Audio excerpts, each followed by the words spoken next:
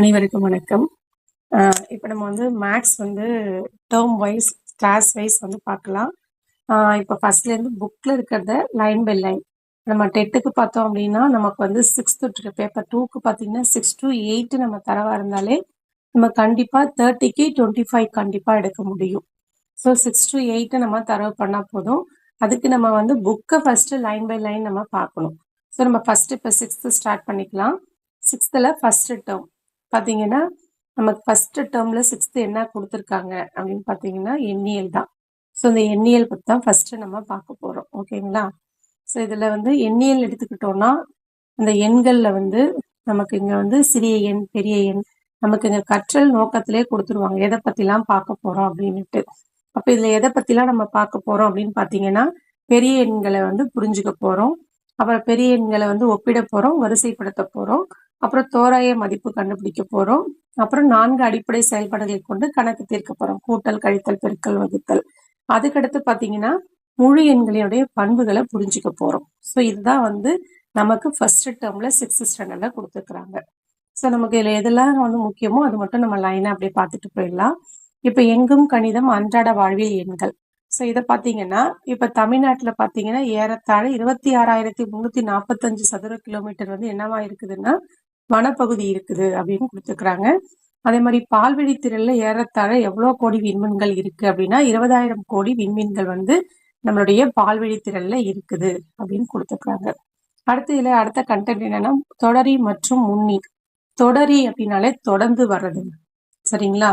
இப்போ நான் ஃபர்ஸ்ட் போறேன், நான் பின்னாடி இன்னொருத்தவங்க அப்படியே ஒருத்தவங்க என்ன பண்ணிட்டே இருக்காங்க, என்னை தொடர்ந்து பின்னாடி அடுத்தடுத்து வந்துட்டே இருக்காங்க. அப்ப என்ன ஆகிட்டு இருக்கும், இன்க்ரீஸ் ஆகிட்டே இருக்கும். அப்போ நான் ஒரு எக்ஸாம்பிளுக்கு ஒரு ரூம் இருக்கு. ஸோ அப்போ அந்த ரூமுக்குள்ளார போகணும். நம்ம போகும்போது இப்போ ஒருத்தவங்களா உள்ளார போய்கிட்டே இருக்கும். உள்ளார போக போக என்ன ஆகிட்டே இருக்குது, இன்க்ரீஸ் ஆகிட்டே இருக்கும். அந்த ரூமுக்குள்ளார கவுண்டிங் இன்க்ரீஸ் ஆகிட்டே இருக்கும். அவங்கள தொடர்ந்து ஒருத்தவங்க, அவங்கள தொடர்ந்து இன்னொருத்தவங்கன்னு. அப்ப தொடரி அப்படின்னாலே அந்த எண்ணுடன் ஒன்றை கூட்ட வேண்டும். தொடரி அப்படின்னாலே கொடுத்திருக்க எண்ணு கூட ஒன்றை கூட்டணும். அதுதான் கான்செப்ட். ஏன் அப்படின்னா நமக்கு டக்குனு கொஸ்டின்ல -5 தொடரி என்ன அப்படின்னு கேட்கும்போது நமக்கு கன்ஃபியூஸ் ஆயிடுவோம். அதுக்காக தொடரினாலே இன்க்ரீஸ் ஆகுது. அப்போ இன்க்ரீஸ் ஆகுதுன்னா ஒன்றை கூட்டணும். அப்போ -5 + 1 அப்ப என்ன கிடைக்கும், குறி மாறி இருக்கு. குறி மாறி இருந்துச்சுன்னா என்ன பண்ணுவோம், நம்ம கழிச்சு பெரிய எண்ணுக்குரிய குறிய போடணும். இப்போ -5 + 1 அப்ப என்ன வரும், 5ல் 1 கழிச்சோம்னா 4. பெரிய எண் என்ன, மைனஸ். அப்போ -4. ஓகேங்களா? அப்ப தொடரி புரிஞ்சுச்சுங்களா? தொடரினா நம்மள தொடர்ந்து வர்றது. அப்ப இன்க்ரீஸ் ஆகும். அப்போ 1 நம்ம கூட்டணும். அப்ப எந்த எண் கொடுத்துட்டு தொடரி கேட்டாலும் அந்த எண்ணு கூட 1 கூட்டணும்.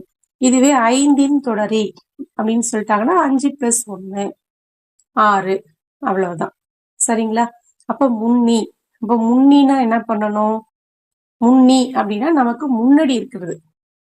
அப்ப என்ன ஆகும், ஒருத்தவங்களா ரூம்குள்ள போகும்போது ரூம்ல வந்து என்ன ஆகுது, இன்க்ரீஸ் ஆகுது. அவங்க தொடர்ந்து ஒருத்தவங்களா வந்துகிட்டே இருக்காங்க, அது இன்க்ரீஸ் ஆகுது. அதே ரூம்குள்ள ஒருத்தவங்களா போயிடும். அப்ப உள்ளார ஒருத்தவங்களா நுழையும் போது வெளியில இருக்க எண் என்ன ஆயிட்டு இருக்கு, எனக்கு முன்னாடி இருக்கவங்க உள்ளார போயிட்டாங்க. அப்ப நாங்க 5 பேர் லைன்ல நின்னோம்னா ஒருத்தவங்க போயிட்டாங்க, மீதி எத்தனை பேர் இருப்போம், 4 பேர். திரும்ப ஒருத்தவங்க போயிட்டாங்க, எத்தனை பேர் இருக்கும், 4க்கு முன்னாடி 3 பேர் தான். அப்போ நம்ம முன்னி அப்படின்னா ஒண்ணு என்ன பண்ணிட்டே இருக்கும், குறைஞ்சிக்கிட்டே இருக்கும். ஸோ நம்ம எண்கள் எழுதும் போது இப்போ 1 2 3 4 5 அப்படி எழுதும் போது இப்போ 3 அப்படின்னு ஒரு எண் இருக்குன்னா 3ஐ தொடர்ந்து வருவது தொடரி, 3க்கு முன்னாடி இருக்கிறது முன்னி. அவ்வளவுதான். தொடர்ந்து வந்தால் தொடரி, முன்னாடி இருக்கிறது முன்னி. அப்ப தொடர்ந்து வரும்போது என்ன ஆகும், எண்ணிக்கை கூடும். அப்ப +1. முன்னாடி போகும்போது என்ன ஆகும், குறையும். அப்போ முன்னினா -1. இவ்வளவுதான். தொடரினா தொடர்ந்து வரும், கூட்டணும். முன்னினா கழிக்கணும். எதை, 1. சரிங்களா? ஏன் திரும்ப சொல்றோம் அப்படின்னா நமக்கு வந்து இப்போ ஒரு சில பேர் வந்து 10th அப்புறம் மேக்ஸை டச் பண்ணியிருக்க மாட்டோம். பியூர் சயின்ஸ் அந்த மாதிரி படிச்சிருக்கும் பொழுது சின்ன சின்ன விஷயங்கள் இருந்தாலும் மறந்து இருந்திருக்கலாம். ஸோ அதுக்காக தான். அதனால நம்ம லைன் பை லைனே பார்த்துக்கலாம். ஸோ இதுதான் கான்செப்ட். முன்னி அப்படின்னா ஒன்றை கழிக்கணும், முன்னாடி இருக்குது. தொடரினா தொடர்ந்து வருது, அப்ப இன்க்ரீஸ் ஆகுது, 1 கூட்டணும். இவ்வளவுதான் கான்செப்ட். இப்போ முன்னி தொடரி தெரிஞ்சிச்சிங்களா? இப்போ நம்ம கொஸ்டின்ல கூட நமக்கு கேட்கலாம். என்ன கேட்கலாம், இதே -5 முன்னி என்ன அப்படின்னு கேட்கலாம். அப்போ -5க்கு முன்னி வேணும். முன்னினாலே என்ன பண்ணணும்னு சொல்லியிருக்கோம்? முன்னாடி இருக்கிறது. அப்போ 1 கழிக்கணும். அப்ப -1. இப்ப குறி ஒரே மாதிரி இருக்கா? குறி ஒரே மாரி இருந்தா என்ன பண்ணணும்? கூட்டி பெரிய எண்ணுக்குரிய குறிய போடுவோம். ஓகேங்களா? எதுவா இருந்தாலும் கூட்டல், கழித்தல்ல பெரிய எண்ணுக்குரிய குறிய தான் நம்ம போடணும். 5, 1 கூட்டணும்னா 5யும் 1யும் கூட்டினா 6. என்ன 6 போடணும்? -6. அப்ப -5ஓட முன்னி என்ன? -6. 4ன்னு போட்டுறக்கூடாது. அதுக்காக தான் வந்து சொல்றோம். முன்னினாலே -1, தொடரினாலே +1. தொடரினா இன்க்ரீஸு. 1 ஞாபகம் வச்சுக்கிட்டீங்கன்னா, அதுக்கு ஆப்போசிட் டிகிரீஸு. ஸோ இவ்வளவுதான். இப்ப நமக்கு இவற்றை முயல்க குடுத்துருக்காங்க. ஸோ அது என்னன்னுட்டு நம்ம பார்க்கலாம். இவற்றை முயல்கள்ல பார்த்தீங்கன்னா, முதல் கேள்வி என்ன குடுத்துருக்காங்கன்னா, 999 கூட்டல் 1. ஸோ இதுதான். இப்ப இது கூட 1 கூட்டுறோம். என்ன வரும்? 1000. அதுக்கடுத்து 10,000த்துல 1 கழிக்கிறாங்க. இப்போ 9,999. இப்போ இதோட தொடரி என்ன? தொடரினா என்ன சொன்னோம்? 1 கூட்டணும். அப்ப 76 + 1 77. 4577. இதுக்கு முன்னின்றாங்க. முன்னினா 1 கழிக்கணும். அப்ப 70ல 1 கழிச்சா 69 வரும். அப்ப 8969. சிறிய 5 இலக்க எண்ணின் முன்னி. இப்ப நமக்கு சிறிய எண், பெரிய எண்ணா ஒண்ணும் கிடையாது. ரொம்ப சிம்பிள் தான். அப்ப சிறிய எண், பெரிய எண்ணா குடுத்துருப்பாங்க. கீழே நமக்கு வரும். இங்க அதுக்கு முன்னாடியே அதை குடுத்துட்டாங்க. அவ்வளவுதான். இதை குடுத்துட்டாங்க பாருங்க. சிறிய எண், பெரிய எண். சிறிய எண், பெரிய எண் ரொம்ப சிம்பிள்ங்க. பெரிய எண்ணுனாலே 9. சிறிய எண்ணுனாலே 1 ஞாபகம் வச்சுக்கிறோம். 1ம் 0ம் தான் சிறிய எண். பெரிய எண் 9 தான். அப்போ மிகப்பெரிய ஓர் இலக்க எண் அப்படின்னா ஒரே ஒரு 9. மிகப்பெரிய ஈர் இலக்க எண்ணா 2 9. மூவி இலக்க எண்ணா 3 9. 4 இலக்க எண்ணுனா 4 9. 5 இலக்க எண்ணா 5 9. இப்படின்னு மட்டும் ஞாபகம் வச்சுக்கோங்க. ஓகேவா? அந்த எண் பெயர் சொல்லணும் கூட அவசியம் இல்லை. இப்படி சிம்பிளா ஞாபகம் வச்சுக்கலாம். இதுதான் பெரிய பெரிய எண்ணை பொறுத்த வரைக்கும் 9. ஒரு இலக்கணா ஒரு 9, 2 இலக்கணா 2 9 போடணும் 99. மூவி இலக்கணா 9 9 9 போடணும். 4 இலக்கம்னா 4 9 போடணும். ஓகேவா? இது பெரிய எண். அப்ப சிறிய எண் என்ன பண்ணணும்? இப்ப நம்ம பெரிய எண் பார்த்துட்டோம். இப்ப சிறிய எண் பார்க்கலாம். சிறிய எண்ணை பொறுத்த வரைக்கும் ஓர் இலக்க மிகச்சிறிய எண் அப்படின்னு கேட்கும் பொழுது நம்ம 0ன்னு சொல்லணும்.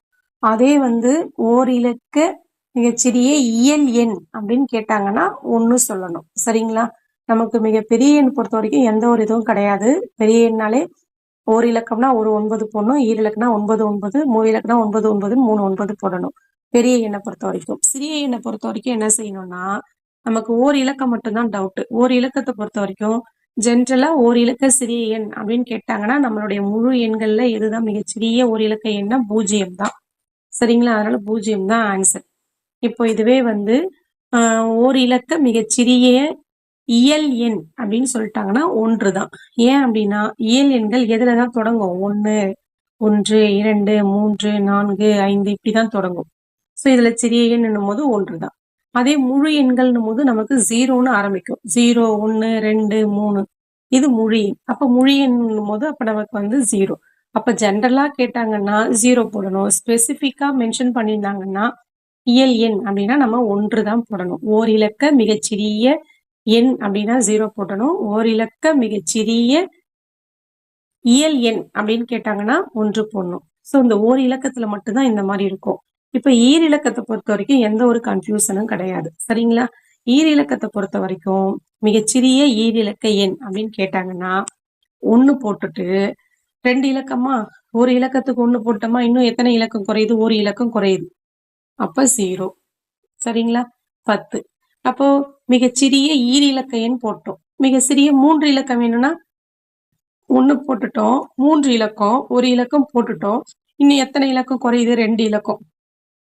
இப்ப 2 0. இதெல்லாம் மெமரிலாம் பண்ணணும்னு அவசியமே கிடையாது. அதே மாதிரி இப்போ 7 இலக்க மிகச்சிறிய எண் சொல்றாங்க.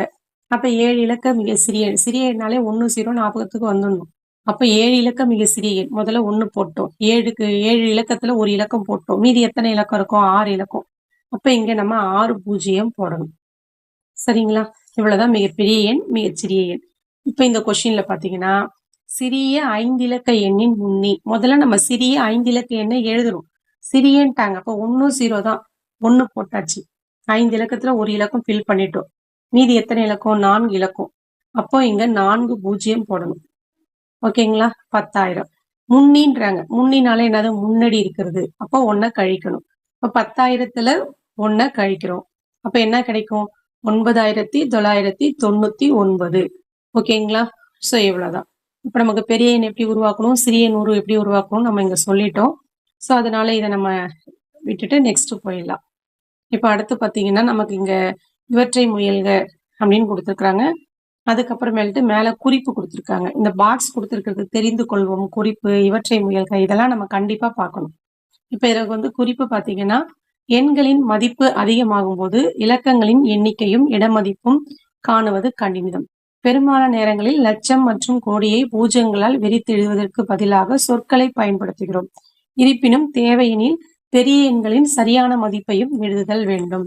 இப்ப நம்ம எண்கள் வந்து அதிகமாகும் போது அந்த இலக்கங்களுடைய எண்ணிக்கையும் இடமதிப்பையும் காண்றது கஷ்டமா இருக்கும் அப்படின்றதுனால நம்ம என்ன பண்றாங்க அப்படின்னா, பெரும்பாலான நேரத்துல லட்சம், கோடியை வந்து பூஜ்ஜியங்களால என்ன பண்றாங்க, விரித்ததுக்கு பதிலா சொற்களை வேர்ட்ஸ்ல நம்ம எழுதுறோம் அப்படின்றத கொடுத்துருக்காங்க. வேற ஒண்ணும் கிடையாது. அடுத்து இவற்றை முயல்க பாருங்க. 5 இலக்க எண் அல்லது அதற்கு மேலான இலக்கங்களுடைய எண்கள் வருமாறு அமைந்த 3 பொருட்களின் பெயர்களை எண்களுடன் கூறுக. இது ஜென்ரலா கேட்டிருக்காங்க. 5 டிஜிட்ல வரணும். 5 டிஜிட்ல இருக்கணும் அப்படின்னா 5 டிஜிட் வந்து மினிமம் எதுல ஸ்டார்ட் ஆகும்? 1 போட்டு 4 பூஜ்ஜியம். இதுதான் வந்து 5 இலக்கத்துல மிகச்சிறிய எண். பெரிய எண் என்ன? 9 9 9 9 5 9. சரிங்களா? இன் பிட்வீன்ல இருக்கணும் நம்பர். எவ்வளவோ நம்பர்ஸ் இருக்கு. அந்த மாதிரி ஒரு 5 பொருளோட விலை 10,000ல இருந்து 99,999க்குள்ளார இருக்கிற மாதிரி ஏதாவது ஒரு பொருள். இப்ப வந்து ஃப்ரிட்ஜு 18,000 ரூபாய், டிவி 32,000 ரூபாய், ஏசி 45,000 ரூபாய், அந்த மாதிரி எழுத சொல்லியிருக்காங்க. அவ்வளவுதான், வேற ஒண்ணும் கிடையாது. அடுத்து, ஒரு மாவட்டத்தில் 10 லட்சம் மக்கள் உள்ளனர். அதே போன்று 10 மாவட்டங்களில் மொத்த மக்கள் தொகை எவ்வளோ? ஒரு மாவட்டத்துல 10 லட்சம். 10 லட்சம், லட்சத்துக்கு எத்தனை பூஜ்ஜியம் வரும்? 5 பூஜ்ஜியம். 10 லட்சம்னா இந்த 10 போட்டுட்டு லட்சத்துக்கு எத்தனை பூஜ்ஜியம்? 5 பூஜ்ஜியம். அப்போ 6 பூஜ்ஜியம் வந்துடும். சரிங்களா? இதுதான் வந்து ஒரு மாவட்டத்துடைய மக்கள் தொகையுடைய எண்ணிக்கை. அப்போ 10 மாவட்டம் கேக்குறாங்க. 1 கொடுத்துட்டு நிறைய கேட்டாலே பெருக்கணும், நிறைய கொடுத்துட்டு 1 கேட்டாங்கன்னா வகுக்கணும், மொத்தம்னு வரும்போது கூட்டணும், வித்தியாசம் வரும்போது கழிக்கணும். அப்போ இதை 10ஆல பெருக்கிறோம். அப்ப என்ன ஆகும்? எக்ஸ்ட்ரா இன்னும் ஒரு 0 வரும். ஓகேங்களா? அப்ப எத்தனை பூஜ்ஜியம் வந்துச்சு நமக்கு? 7 பூஜ்ஜியம். இப்ப இது என்னது நமக்கு? கோடி. 1 10 100 1000 10,000 லட்சம் கோடி. அடுத்து இரண்டாவது கேள்வி பாத்தீங்கன்னா, ஒரு மாவட்டத்தில் 10 லட்சம் மக்கள் உள்ளனர். அதே போன்று 10 மாவட்டங்களில் உள்ள மொத்த மக்கள் தொகை எவ்வளவு அப்படின்னு கேக்குறாங்க. சோ ஒரு மாவட்டத்துல நமக்கு எவ்வளவு பேர் இருக்காங்க? 10 லட்சம் இருக்காங்க. சோ 10 லட்சம் நம்ம எவ்வளவு எழுதுவோம்? 10 போட்டுட்டு லட்சத்துக்கு 5 பூஜ்ஜியம். அப்போ இங்க 5 பூஜ்ஜியம் போடணும். இதுதான் 10 பூஜ்ஜியம், 10 லட்சம். ஓகேங்களா? ஒரு மாவட்டத்துல 10 லட்சம் இருக்காங்க. இப்ப 10 மாவட்டத்துல 1 கேட்டுட்டு நிறைய கேட்டாங்கன்னா பெருக்கணும், நிறைய கொடுத்துட்டு 1 கேட்டாங்கன்னா வகுக்கணும், கூட்டல் மொத்தம் அப்படின்னு வரும்பொழுது கூட்டணும், வித்தியாசம் அப்படின்னு வரும்பொழுது கழிக்கணும். சரிங்களா? இதுதான் கீவேர்ட்ஸ். இப்ப நமக்கு ஒரு மாவட்டத்தின் மக்கள் தொகை கொடுத்துட்டாங்க, 10 மாவட்டம் கேட்கறாங்க. அப்ப நம்ம என்ன பண்ணுவோம்? 10ஆல பெருக்குவோம். அப்ப ஒண்ணும் இல்லைங்க, 10 100 வரும்போது இது கூட ஒரு பூஜ்ஜியத்தை சேர்த்துக்கணும். ஏற்கனவே நமக்கு இங்க எத்தனை பூஜ்ஜியங்கள் இருக்கு? 6 பூஜ்ஜியம் இருக்கு. கூட ஒரு பூஜ்ஜியத்தை சேர்த்துக்கணும். அப்ப 7 பூஜ்ஜியம். 5 பூஜ்ஜியம்னா லட்சம், 7 பூஜ்ஜியம்னா கோடி. இதை மட்டும் நம்ம மைண்ட்ல ஞாபகம் வச்சுக்கணும். ஏன்னா இந்த இந்திய முறை பன்னாட்டு முறையெல்லாம் மாத்தும் போது இது நமக்கு யூஸ் ஆகும். இது மட்டும் ஞாபகம் வச்சுட்டா போதும். லட்சம்னா லேக்ஸுக்கு வந்து 5 வரணும். அடுத்து கோடி, குரோருக்கு வந்து நமக்கு என்ன வரணும்? 7 பூஜ்ஜியம் வரணும். சரிங்களா? நம்ம ஏன்னா இந்தியன் முறைப்படி எழுதும்போது லாஸ்ட்ல இருந்து 3 டிஜிட்ஸ்லி கமா போடுவோம், அப்புறம் 2 டிஜிட்ஸ்லி கமா போடுவோம். பன்னாட்டு முறையை பொறுத்த வரைக்கும் 3 டிஜிட்ஸ்லி கமா போடுவோம். ஸோ நெக்ஸ்ட் நம்ம அதை பத்தி பார்க்கலாம். இப்ப பாத்தீங்கன்னா 1 10 100 1000 10,000 லட்சம் 10 லட்சம் கோடி. ஸோ 1 கோடி. நம்ம பூஜ்ஜியத்தை பார்த்தாலே சொல்லிடலாம் இது வந்து எவ்வளவு அப்படின்னுட்டு. அதனால நம்ம ஞாபகம் வச்சுக்க வேண்டியது, இந்திய முறையை பொறுத்த வரைக்கும் 5 லேக்ஸ்னா லேக்ஸ்னா 5 zeros வரணும், க்ரோர்னா 7 zeros வரணும். ஓகேங்களா?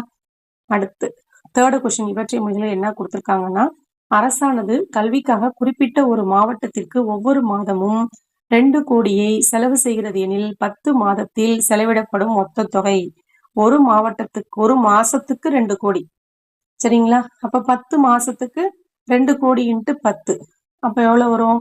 பக்கத்துல ஒரு 0 சேரும். அவ்வளவுதான். அப்ப 20 கோடி. ஓகேவா? இப்ப நமக்கு இட மதிப்பு கொடுக்குறாங்க.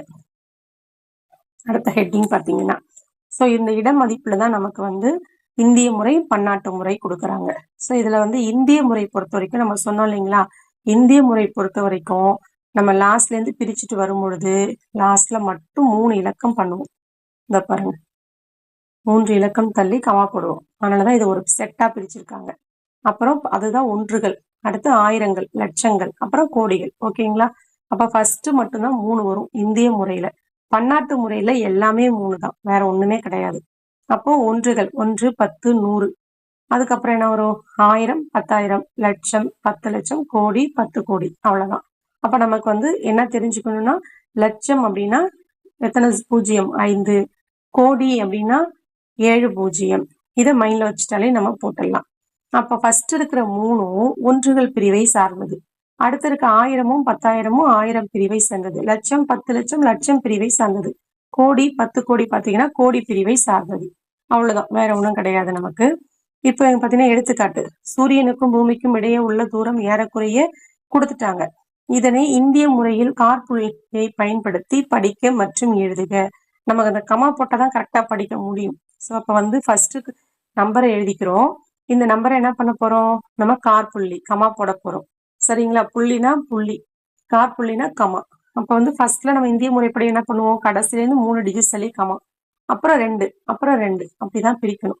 இப்ப பாருங்க, 1, 10, 100 சொல்லும் பொழுது 1, 10, 100, 1000, 10,000, லட்சம், 10 லட்சம், கோடி. அப்ப எத்தனை கோடி? 9 கோடியே 29 லட்சம். அவ்வளவுதான். ஓகேங்களா? நெக்ஸ்ட் பார்த்தோம்னா பன்னாட்டு எண்முறை. பன்னாட்டு எண்முறை பொறுத்த வரைக்கும் நம்ம சொன்னோம் 3 3ஆ பிரிப்பாங்க. பாத்தீங்கன்னா ஒன்றுகள்ல 1, 10, 100 இந்த கடைசி 3 இலக்கம் பொறுத்த வரைக்கும் இந்திய முறையா இருந்தாலும் சரி, பன்னாட்டு முறையா இருந்தாலும் சரி, சேமா தான் இருக்கும், மாற்றம் இருக்காது. இப்ப இந்திய முறையிலும் பன்னாட்டு முறையிலும் எந்த இது மாறாதுன்னா ஒன்றுகள் மட்டும் மாறாது. சரிங்களா? மீதி எல்லாம் மாறும். அதுல 1000த்தை பொறுத்த வரைக்கும் 1000, 10,000 மட்டும்தான் இருக்கும். பட் இங்க என்ன இருக்கு பாருங்க, 1000, 10,000, 100,000. அதே மாதிரி அங்க வந்து பாத்தீங்கன்னா 1000, 10,000, அடுத்து லட்சம் வந்துடும். பட் இங்க வந்து 3 3ஆ தான் பிரியும். ஒன்றுகள், ஆயிரங்கள், மில்லியன்கள், பில்லியன்கள். இதை மைண்ட்ல வச்சுக்கணும். 1, 1000, மில்லியன், பில்லியன். இதுல ஒண்ணுலயும் 3 3 இருக்கு அப்படின்னு ஞாபகம் வச்சுக்கணும். ரெண்டாவது விஷயம், இப்ப வந்து 1, 10, 100, 1000, 10,000, 100,000. அதுக்கடுத்து million, 10 million, 100 million, billion, 10 billion, 100 billion. இதுல நமக்கு எது ஞாபகம் வச்சுக்கணும்? மில்லியன் அப்படின்னா எத்தனை பூஜ்ஜியம் அப்படின்னு பார்க்கணும். மில்லியன் அப்படின்னா 6 பூஜ்ஜியம் வரணும்.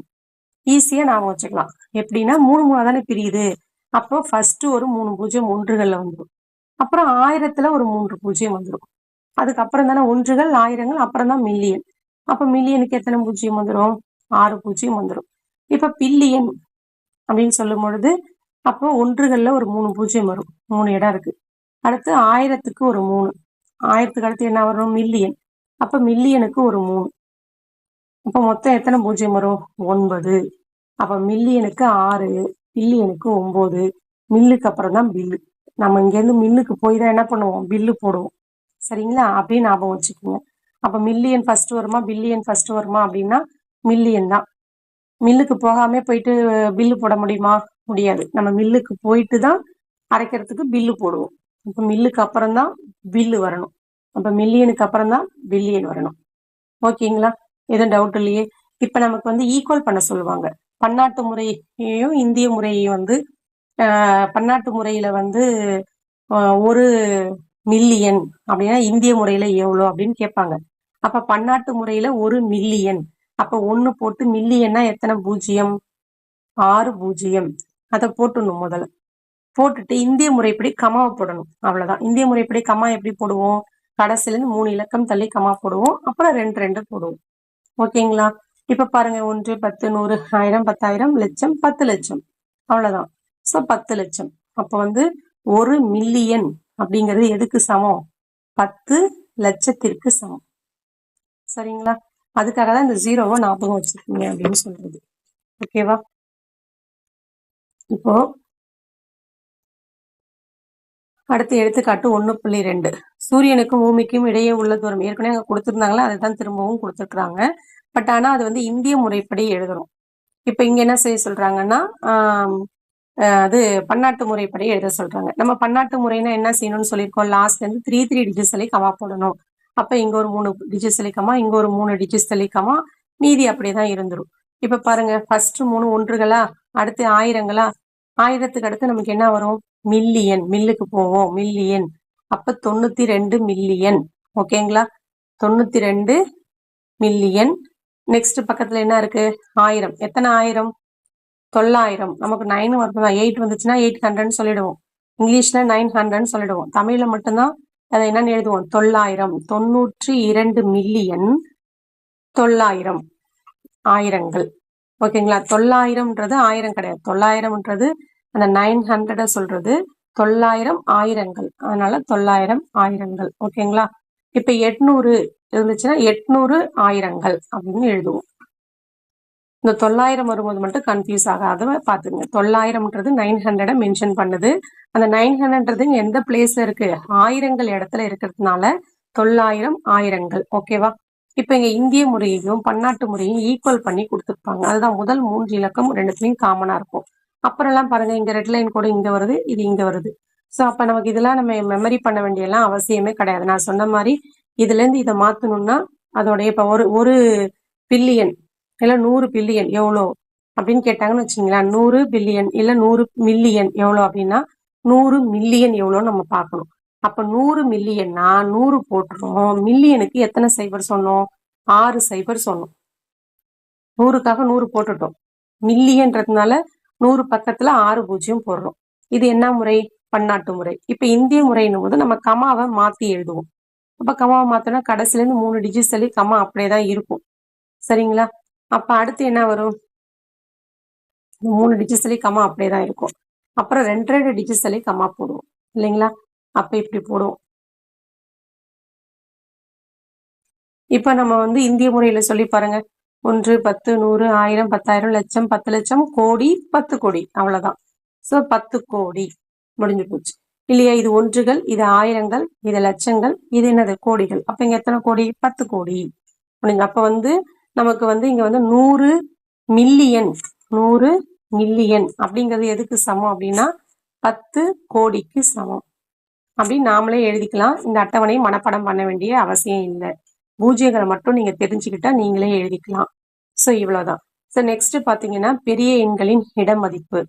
அப்போ பெரிய எண்ணோட இடமதிப்பு என்னன்னு கேட்குறாங்க. ஸோ இது அப்படியே நமக்கு என்ன பண்றது, ரொம்ப ரொம்ப சிம்பிள். அந்த இலக்கத்து பக்கத்துல 0 போட்டு எழுதுறது தான். அது நாமளே எழுதிக்கலாம். விரிவா எழுதுறது வேற ஒன்றும் கிடையாது. இவ பாத்தீங்கன்னா இங்க கொடுத்துருக்காங்க இல்லைங்களா, இந்த நம்பரை விரிவா எழுதுங்கன்னு சொல்லுவாங்க. இல்லைன்னா அவங்களே விரிவா எழுதி கொடுத்துருப்பாங்க. அப்ப நம்ம என்ன பண்ணோம், 2 இருக்கா இன்ட்டு லாஸ்ட்ல இருந்து எழுதிட்டு வந்தா இன்னும் ஈஸியா இருக்கும். ஃபர்ஸ்ட் 7 ஒன்றுகளா, 7 இன்ட்டு 1 பிளஸ் அடுத்து 6 10கள், 6 இன்ட்டு 10 பிளஸ் அடுத்து என்ன இருக்கு 5 1 10, அடுத்து என்ன வரும் 100கள், 5 இன்ட்டு 100. அப்புறம் என்ன ஒரு இப்படி ரிவர்ஸ்ல ஏத்திட்டு வரலாம். இது உங்களுக்கு கஷ்டமா இருக்குதா, அப்ப நீங்க என்ன பண்ணலாம், ரிவர்ஸ்லயும் நீட்டா எழுதிட்டு வரலாம். 1 10 100 ஒரு 0வா இன்க்ரீஸ் பண்ணிட்டே வர வேண்டியதான். அதை விட இன்னும் ஈஸியா போடணுமா, ஃபர்ஸ்ட்ல இருந்தே வரலாம். 2 போட்டுட்டு 2 இன்ட்டு 1 போட்டுறீங்க. போட்டுட்டு இந்த 2 பக்கத்துல எத்தனை டிஜிட்ஸ் இருக்கு பாருங்க, 1 2 3 4 5 6 டிஜிட்ஸ் இருக்கு. அப்போ 6 பூஜ்ஜியம் போடணும், அவ்வளவுதான். பிளஸ் அடுத்த நம்பர் என்ன இருக்கு 3 3 இன்ட்டு அப்படியே ஒரு பூஜ்ஜியமா குறைச்சிட்டு வாங்க, 5 பூஜ்ஜியம். பிளஸ் அடுத்த நம்பர் என்ன 0 இருக்கு. அப்ப 0க்கு எத்தனை பூஜ்ஜியம், 5 பூஜ்ஜியம் போட்டிருக்கோம். அப்ப இங்க 4 பூஜ்ஜியம் வந்திருக்கும். அப்புறமேட்டு 4க்கு வந்து எத்தனை பூஜ்ஜியம் வரும், 3 பூஜ்ஜியம் வரும்.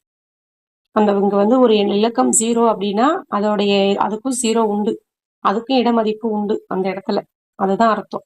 அப்ப இங்க 6 0 போட்டோம், இங்க 5 0. அப்ப இதுக்கு எத்தனை 0 இருக்கிறதா அர்த்தம், 4 0 இருக்கிறதா அர்த்தம். அடுத்து 3 0. இந்த டவுட் வந்ததுன்னா அந்த நம்பர் பக்கத்துல எத்தனை டிஜிட்ஸ் இருக்குன்னு பாருங்க. 4 பக்கத்துல 3 டிஜிட்ஸ் தான் இருக்கு. அப்ப 4 இன்ட்டு 1000, 3 சைபர் அங்க போடணும். பிளஸ் 4 பக்கத்துல என்ன இருக்கு 5, 5 into 100 plus 6 into 10 plus 7 into 1 இவ்வளவுதான். இதுதான் இதோடைய விரிவாக்கம். ஓகேங்களா? வேற ஒண்ணுமே விரிவாக்கம்னா அந்த நம்பர் பக்கத்துல இன்ட்டு 1 போட்டு எத்தனை டிஜிட்ஸ் இருக்கோ அத்தனை பூஜ்ஜியங்கள் போடணும். அவ்வளவுதான். இதுதான் அது. நெக்ஸ்ட் பாத்தீங்கன்னா அடிக்கோட்டை இலக்கத்துக்கு இட மதிப்பு என்ன அப்படின்னு கேக்குறாங்க. அவங்க அடிக்கோட்டிருக்க எண்ணுக்கு இட மதிப்பு. இப்ப இங்க என்ன இருக்கு? 8 இருக்கா? 8 இன்ட்டு 1ன்னு போட்டுருங்க. போட்டுட்டு 8 பக்கத்துல எத்தனை இலக்கம் இருக்கு? 8 தான் கூட போட்டிருக்காங்க. அதனால 8 பக்கத்துல எத்தனை இலக்கம் இருக்கு? 1, 2, 3, 4, 5 இருக்கு. அப்ப இது பக்கத்துல என்ன போடணும் நம்ம? 5 பூஜ்ஜியம் போடணும். அப்ப 5 பூஜ்ஜியம்னா என்ன? லட்சம். அப்ப இதோடைய இடமதிப்பு என்ன? லட்சம். சரிங்களா? அவ்வளவுதான். அடுத்து பாத்தீங்கன்னா பின்வரும் எண் பெயர்களிலிருந்து எண்ணூறுக்களை எழுதி அவ்வெண்களின் 5ன் இடமதிப்பு ஃபர்ஸ்ட் எண் பேரை வந்து எண் உருவாய் எழுதிட்டு அதுல எங்க 5 இருக்குதோ அந்த 5ஓட இடமதிப்பு என்ன அப்படின்னு கேக்குறாங்க. முதல்ல என்ன பண்ணணும்? எண் உரு அது என்ன பண்ணணும்? எழுதணும் நம்ம. இந்த எண் பேர் கொடுத்துருக்காங்க. எண் உரு எழுதணும். எண் உருனா நம்பர், அந்த உருவத்தை எழுதணும். அவ்வளவுதான். இப்போ 47,38,561 அவ்வளவுதான். இதுல 5 எங்க இருக்கு? இங்க இருக்கு. சோ 5ன் இடமதிப்பு என்ன? இது 1, இது 100. சோ 5ன் இடமதிப்பு என்ன? 100. அதுதான் டவுட் வந்துச்சுன்னா என்ன பண்ண சொன்ன? 5 இன்ட்டு 1 போட்டுக்க போறோம். 5 பக்கத்துல 2 டிஜிட்ஸ் இருக்கு. அப்ப 2 பூஜ்ஜியம் போடுவோம். அப்ப இது என்னது? இது 100. அப்ப 5ன் இடமதிப்பு 100. சோ இந்த மாதிரி தான். ஓகேங்களா? தேங்க்யூ.